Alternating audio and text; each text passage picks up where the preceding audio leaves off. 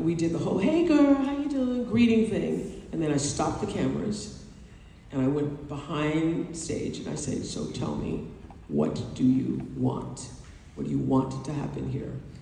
And I'm going to tell you what I wanted to happen here. And that was one of the most powerful interviews. And do you all know, this is an amazing thing that happened. I had such trust from the Oprah show audience that Whitney did, I think it was her last show with us, and she had gone back on drugs. The first interview I did with her when we'd gone behind stage and I asked her about her intention, she was clean. But the day she came to my show then to perform in front of the audience, she was not.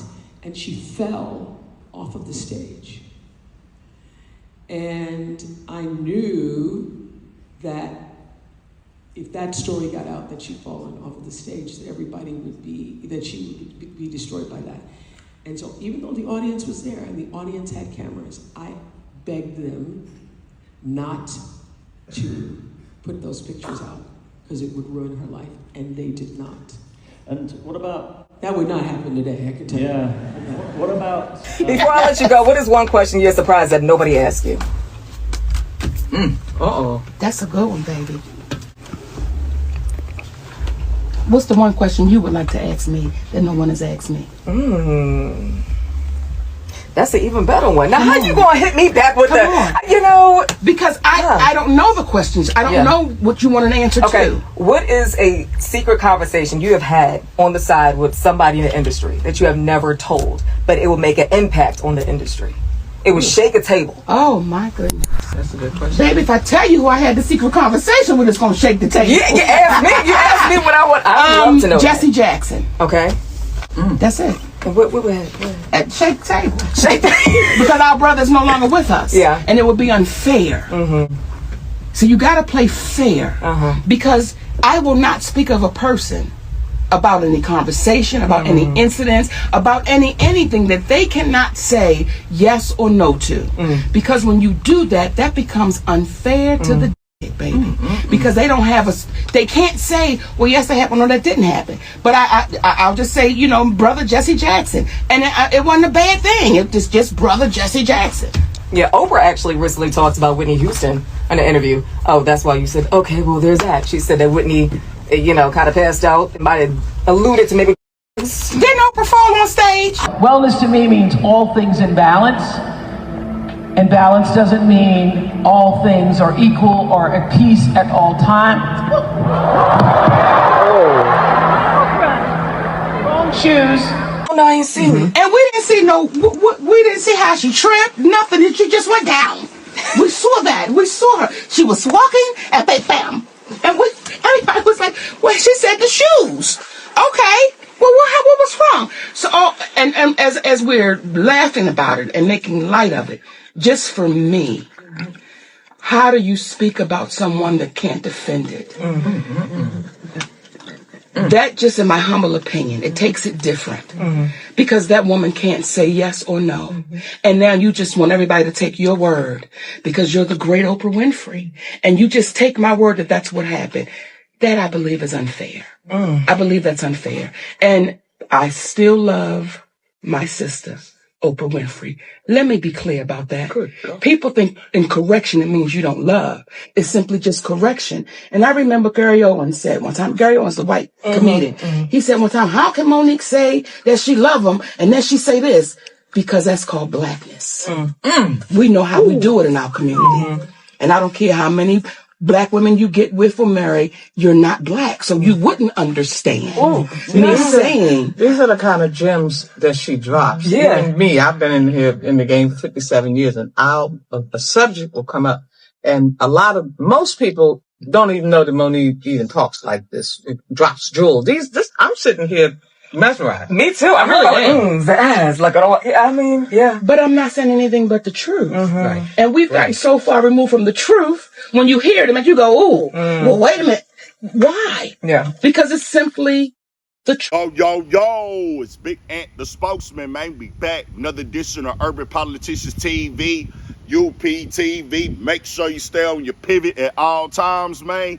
Had to come tap in as Oprah has been in the news and in the headlines for the last couple of days this week after she had went overseas to France and did this interview right there on the stage and decided to reveal a private situation, some private information regarding Whitney Houston. Now, with Whitney Houston no longer being here with us and her putting this out like that, and most definitely, God bless Whitney Houston's soul and condolences for her and her daughter who is no longer with us.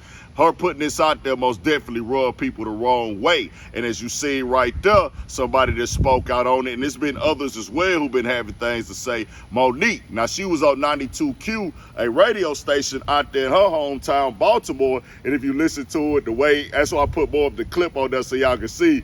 It's like Monique already had let it be known, hey, I got to call that out. We gonna go ahead and set that up. I want you to ask me this. She might have just said, hey man, make sure you ask me about this because I want to address that right there.